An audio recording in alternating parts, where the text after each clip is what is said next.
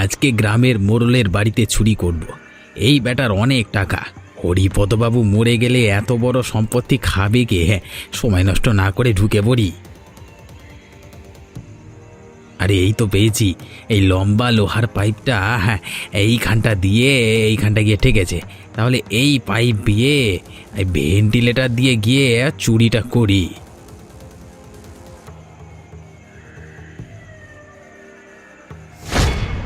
একটা শব্দ পেলাম যেন, কেমন হলো? ধুর, বেড়াল বোধ হয়। এত দূর তারা কি করছে? না না, ঘুমিয়ে পড়ি। এই রে, হরিপদবাবু জেগে উঠল যে। না না, একটু রয়ে শোয়ে কাজ করতে হবে। ও বাবারে, ও বাবারে। যাক, হরিপদবাবু আবারও ঘুমিয়ে পড়েছে। এবার আমার কাজটা শুরু করি। আরে ওই তো আলমারি, নিশ্চয়ই অনেক মাল করিয়া আছে।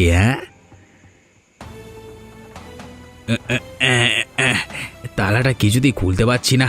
তোর কি যে করি, আরেকবার জোর দিয়ে খোলবার চেষ্টা করি। এই তো সাবাস পটা, তালা খুলে ফেললাম। বাহ, এখানে তো অনেক টাকা। একটা কাজ করি, সব টাকা নিলে সন্দেহ করবে, বরং কিছু টাকা নিয়ে কেটে পড়ি।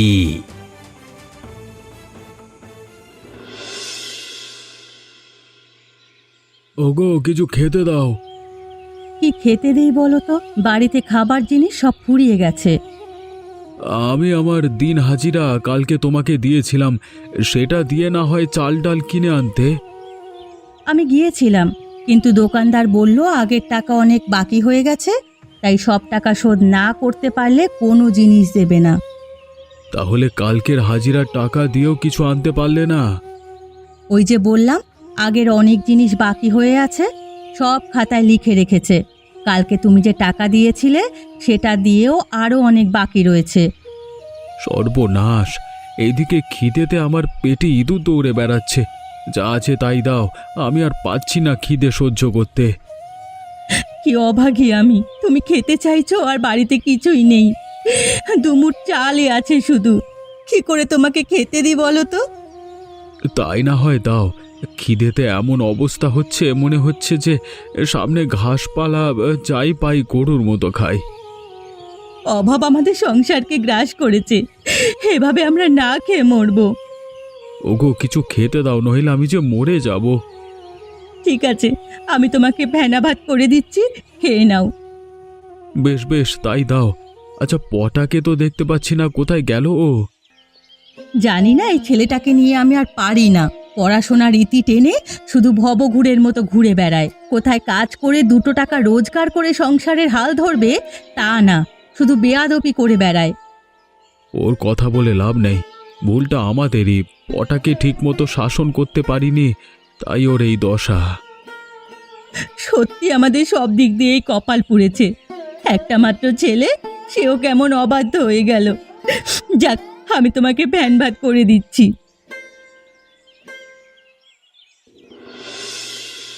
সর্বনাশ! আমার আলমারিটা খোলা কেন? তালাটাও ভাঙা দেখছি। তাহলে কি রাতে চোর ঢুকেছিল নাকি? একবার আলমারিটা ভালো করে দেখি তো।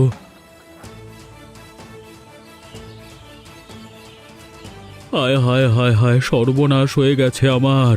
টাকা পয়সা সব চুরি হয়ে গেছে। তবে তবে কিছু টাকা আছে, গুনে দেখি তো। এ বাবা, 10, 13, 18। এ কি, বাকি টাকা গেল কোথায়? এখানে তো আরও টাকা থাকবার কথা, কিন্তু কিন্তু চোর ঢুকলো কোত্থেকে? আমি তো সদর দরজায় বড় তালা লাগিয়েছিলাম। ওই তো ভেন্টিলেটরটা খোলা, তার মানে ওখান দিয়ে চোর ঢুকেছে। না না না, আমার এখন সতর্ক থাকতে হবে। তবে আমার যে টাকা চুরি করেছে তাকে আমি ছাড়বো না। শাস্তি দেবই আমি, 7 জন্ম মতো মনে রাখবে সে। মা, ও মা, কোথায় গেলে? এদিকে এসো একবার। দেখো আমি কত বাজার করে নিয়ে এসেছি। কিরে পটা, তুই সারা রাত কোথায় ছিলি? আর তোর হাতে এত বাজার এলো কোথা থেকে? তুই এত বাজার করবার টাকা কোত্থেকে পেলি? ও, তোমরা কি শুরু করেছো বলো তো? এত প্রশ্ন করছো কেন? আমি তোমাদের জন্যই এত বাজার করেছি। অনেক দিন বাদে সকলে মিলে একসাথে ভালো করে খাবো তা না, আমাকে তোমরা প্রশ্ন করেই যাচ্ছ। আগে আমাদের প্রশ্নের উত্তর দে পটা, খাওয়া দাওয়া পরে হবে। তোর বাবা এত কষ্ট করে রোজগার করেও সংসার চালাতে হিমশিম খাচ্ছে, আর তুই হঠাৎ করে এত বাজার কি করে আনলি? পটা, সত্যি করে বল তো, তুই কোনো চুরি চামারি করিসনি তো? আরে না না, আমি একটা নতুন কাজ পেয়েছি, তাই সারা রাত আমি কালকে বাইরে ছিলাম। পটা, আগে তুই বল, যা বলছিস সব সত্যি বলছিস তো? ও মা, আমি তোমার দিব্যি খেয়ে বললাম, সত্যি আমি ভালো কাজ করেই টাকা রোজগার করেছি। রমা, ওটা যখন বলছে তাহলে ওর উপর তুমি বিশ্বাস রাখতে পারো। এবার বাজারগুলো নিয়ে যাও, ভালো করে রান্না করো। এখানে বড় কাতলা মাছ আছে, সাথে পাঁঠার মাংস। উপরওয়ালা আমার প্রার্থনা শুনেছেন, তাই আজকে ছেলের রোজগারে সকলে মিলে একসাথে কবজি ডুবিয়ে খাবো। কে বা কি করে এমন কাজ করলো সেটাই জানতে হবে। হে ওপরওয়ালা, সকলকে ভালো রাখো। রহিম চাচা, আপনি যাচ্ছেন কোথায়? আমি যাচ্ছি মসজিদে, নামাজের সময় হয়ে আসছে, তাই তুমি কোথায় যাচ্ছ? যাচ্ছি গ্রামের চৌমাথার মোড়ে হাকিমের কাছে। হাকিমের কাছে? কিন্তু কেন? কালকে রাতে আমার বাড়িতে চুরি হয়েছে। সর্বনাশ, চুরি হয়েছে? তা কি চুরি হয়েছে? টাকা। চোর ঘরের ভেতরে ঢুকে টাকা চুরি করে পালিয়েছে, আবার কিছু টাকা রেখেও দিয়েছে। আশ্চর্য তো, তোমার কারোর উপর সন্দেহ হচ্ছে কি? না না, সেরকম কাউকে সন্দেহ হচ্ছে না, তাই ভাবছি হাকিমের কাছে গিয়ে পরামর্শ করব। কিন্তু হাকিম সাহেব তো কোনো বিশেষ কাজে শহরে গেছেন, বিশেষ কাজের জন্য। ও তাই নাকি? আচ্ছা, বলছি কি রহিম কাকা, আপনি গ্রামের একজন জ্ঞানী মানুষ, সকলে ছোট বড় সব সংকটে আপনার উপদেশ দেয়, তাই যদি আমার বাড়ির চুরির বিষয়টা একটু দেখে নিতেন। আচ্ছা আচ্ছা, দেখছি। আজকে সন্ধে তোমার বাড়ি যাব, তারপর দেখে বলবো।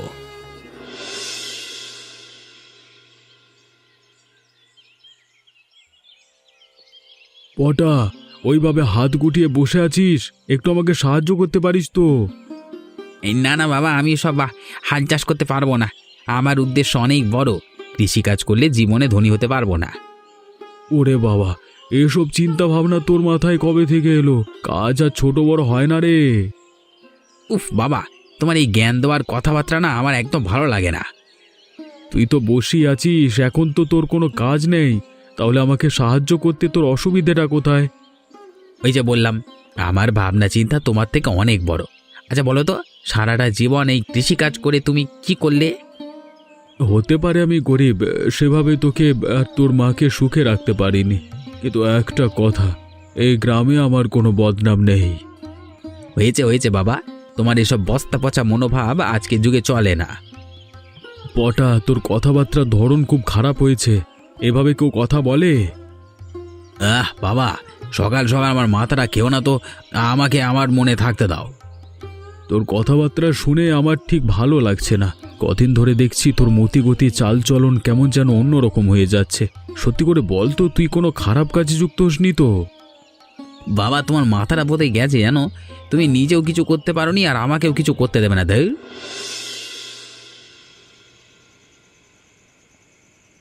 হরিপদ, বাড়িতে আছো? রহিম চাচা, আসুন আসুন, আমি আপনার অপেক্ষাতেই বসে আছি। তোমাকে যখন কথা দিয়েছি আসতে তো আমার হতোই।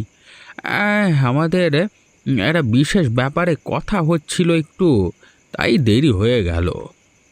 আপনি যখন এসেই পড়েছেন, আর কোনো সমস্যা নেই। আচ্ছা, আমাকে একবার নিয়ে চলো যেখানে তোমার টাকা চুরি হয়েছে। আসুন আসুন, এই ঘরটাতে নিয়ে আপনাকে দেখাই।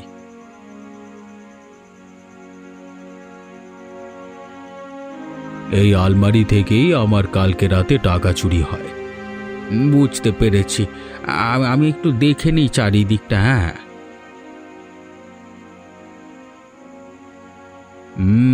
আমার মনে হচ্ছে এই চুরির পেছনে আমাদের গ্রামের কেউ একজনই হবে। অবিশ্বাস্য ঘটনা, আমাদের গ্রামের লোক কি করে হতে পারে? এর আগে কোনোদিনও তো আমার বাড়িতে এভাবে কেউ চুরি করবার সাহস পায়নি, তাহলে হঠাৎ কালকে রাতে কি স্পর্ধা দেখালো? দিনকাল পাল্টেছে গো। এখন মানুষের মধ্যে চুরি চামারি করবার প্রবৃত্তি অনেকটাই বেড়েছে। তাই আগে যা হয়নি এখন যে সেটা হবে না, সম্পূর্ণ ভুল ধারণা। তাহলে কি কি করে চোরকে ধরতে পারবো? আমি নিশ্চিত চোর আবার তোমার বাড়িতে আসবে। একবার বাঘের মুখে রক্তের স্বাদ লেগেছে, সে তো স্বীকার করতে আসবেই, তাই না? আপনার কথাটার মধ্যে যুক্তি আছে। তাহলে আমি কি করতে পারি? একটা কাজ করো, তুমি কিছুদিন তোমার বাড়িটা পাহারা দেওয়ার জন্য ব্যবস্থা করো। একদিনের জন্য বড়লোক হওয়ার সুযোগ? হ্যাঁ, আমি যা বলছি তাই করো। বেশ, আপনার কথা মতো আমি তাই করব, কিন্তু কাকে পাহারাদার হিসেবে ঠিক করা যায়? হরিপদ বাবুর বাড়ি থেকে যা টাকা চুরি করেছি সবটা খেয়েই উড়িয়ে দিয়েছি। আরও একবার ওনার বাড়িতে চুরি করবার প্রস্তুতি নিতে হবে, কিন্তু এবার অনেকটাই সাবধানে এবং পরিকল্পিতভাবে করতে হবে।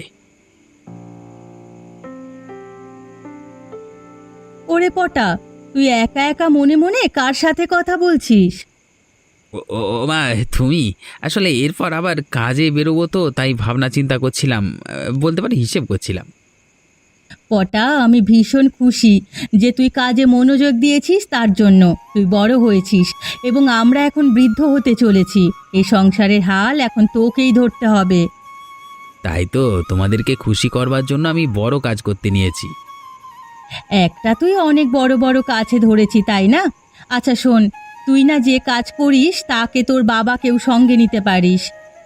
আমি আজকে সকালে বাবাকে সেটাই বলছিলাম, তবে বাবার দ্বারা ও কাজ হবে না। ওভাবে বলিস না পটা, তোর বাবা সৎ মানুষ। সে আজ অবধি কোনো ঘাটের ধার ধারেনি। অভাব সহ্য করেছে, কিন্তু মান সম্মান বিক্রি করেনি। ওই দেখো, বাবার মতো তুমিও ধার্মিক গ্রন্থ পড়া শুরু করে দিলে। পটা, তোর কথাবার্তা কেমন যেন হয়ে যাচ্ছে। আমি ভালো কথা বললাম আর তুই উল্টে আমাকে বিদ্রূপ করলি।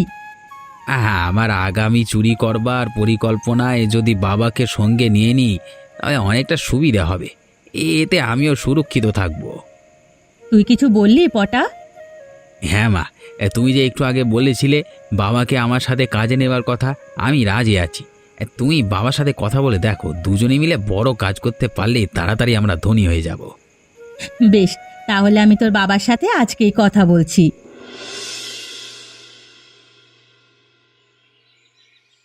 নমস্কার হরিপদবাবু, কেমন আছেন? ও কেষ্ট, আমি বিশেষ ভালো নেই। তুমি কেমন আছো বলো? কি আর বলি হরিপদবাবু, আপনি তো সবই জানেন। অভাবের সংসারে খুব কষ্টে জীবনযাপন করছি। কেন, তুমি কাজকর্ম কিছু করছো না? হাতে তেমন কাজকর্ম কিছুই নেই। টুকটাক যা কাজ করবার সুযোগ পাই তাই দিয়ে কোনো রকম চলছি। আচ্ছা, তোমার ছেলে পটা বেশ তো বড় হয়েছে, তাই না? হ্যাঁ হরিপদবাবু। তাহলে তোমার চিন্তা কিসের? তোমার ছেলে বড় হয়েছে, উপযুক্ত হয়েছে, সে এখন রোজগার করবে। হরিপদবাবু, পটা ইতিমধ্যে কিছু একটা কাজ শুরু করেছে, বেশ বড় কাজ। তবে কি কাজ সেটা আমরা এখনো জানতে পারিনি। সে কাজে নাকি অনেক টাকা।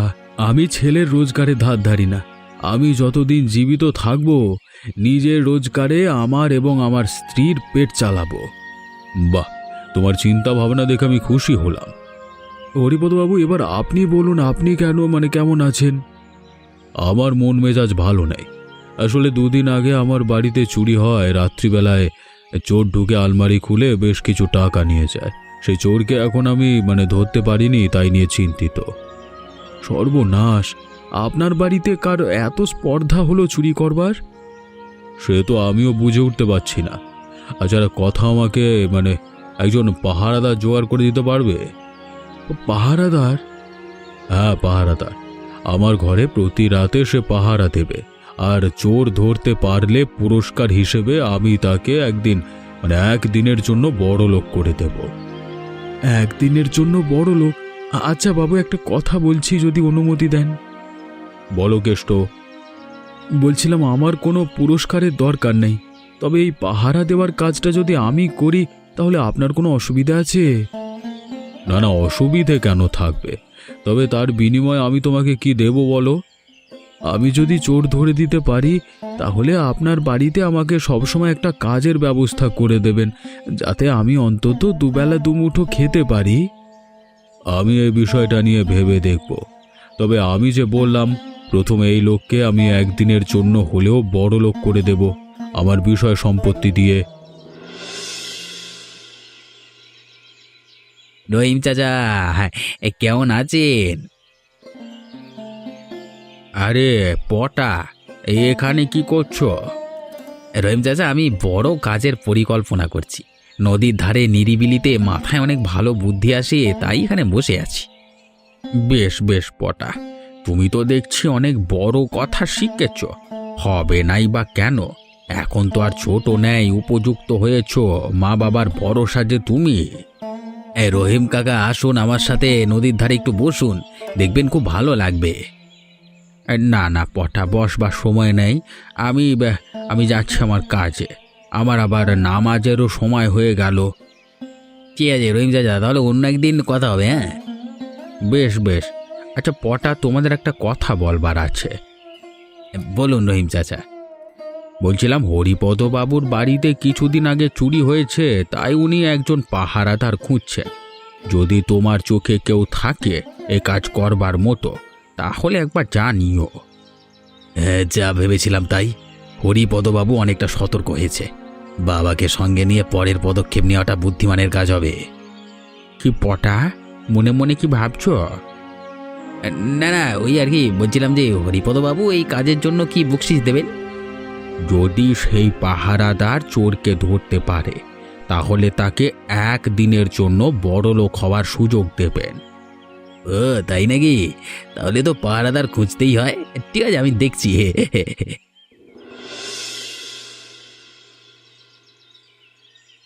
ওগো শুনছো, পটা এবার যখন বড় কাজে যাবে তখন নাকি নিয়ে যাবে ও তোমাকে সাহায্য করার জন্য।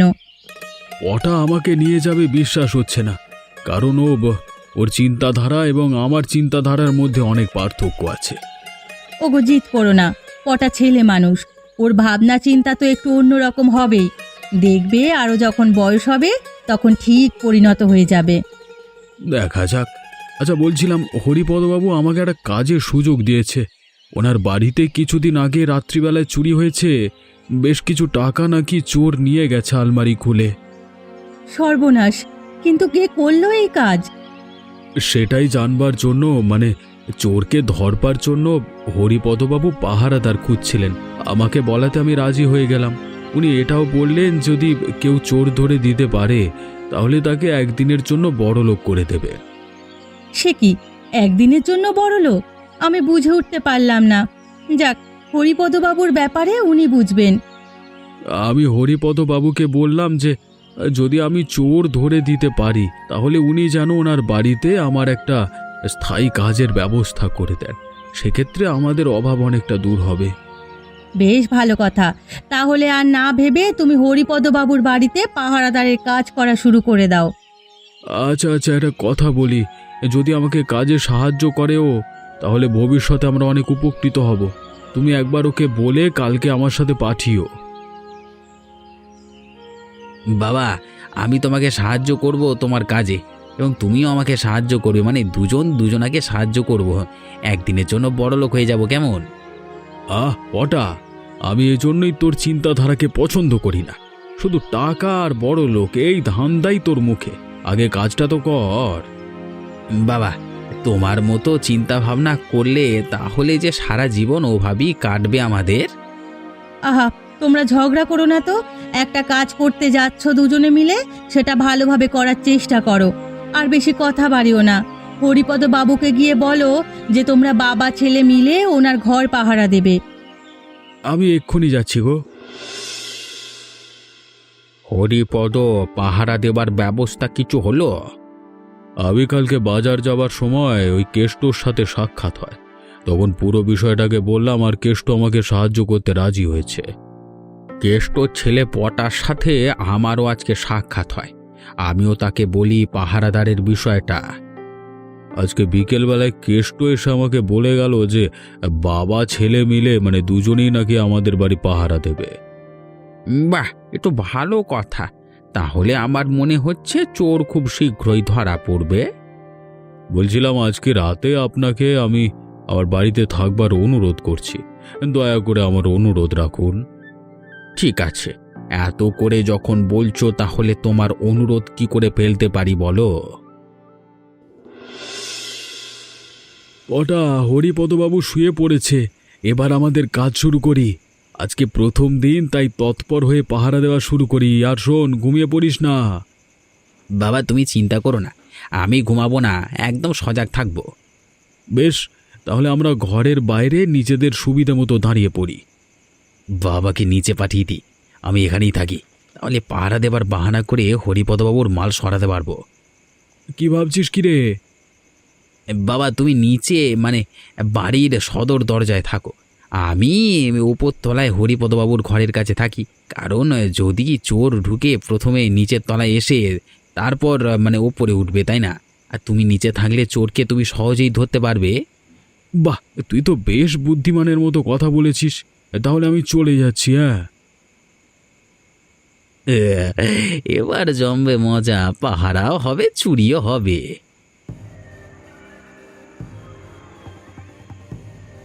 অনেক রাত হলো, হরিপদবাবু ঘুমিয়ে আছে, এই সুযোগে আমি আলমারিটা খুলে নিয়ে যাই।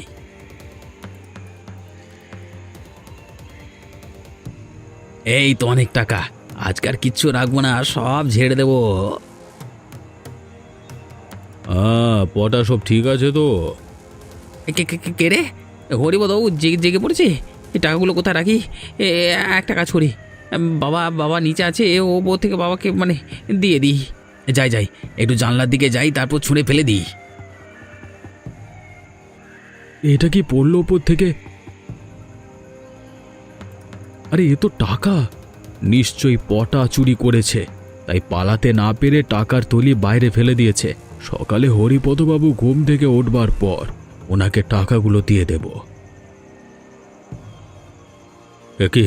একে আলমারি খোলা, টাকাগুলো কোথায় গেল? পটা তুমি কি করছিলে? হরিপদবাবু আমি আপনার সারা বাড়ি টহলদারি করছিলাম, বোধহয় আমি যখন ওদিকটা গিয়েছিলাম তার সুযোগে এইদিকে চোর কাম তামাম করে সটকে পড়েছে। তবে চোর ধরা পড়বেই, কারণ নিচে বাবা আছে, একবার গিয়ে দেখি। কেষ্ট, তুমি নিচে ঘুমিয়েছিলে নাকি? চোর আবারও চুরি করেছে আমার সব টাকা। ও তাই নাকি? তাহলে চিন্তা করবেন না, টাকা আমার কাছেই আছে। পটা নিশ্চয়ই ওপরে চোর ধরেছে। না না বাবা, আমি কি করে চোর ধরবো? মানে আমি তো চোর ধরিনি। কিন্তু এই টাকার থলি কে উপর থেকে ফেললো আমার কাছে? কেষ্ট, আমি বুঝে গেছি, কাউকে কিছু বলতে হবে না। তুমি চুরি করে এখন নাটক করছো, তাই তো? বাবা শেষ পর্যন্ত তুমি চুরি করলে হরিপদবাবুর টাকা?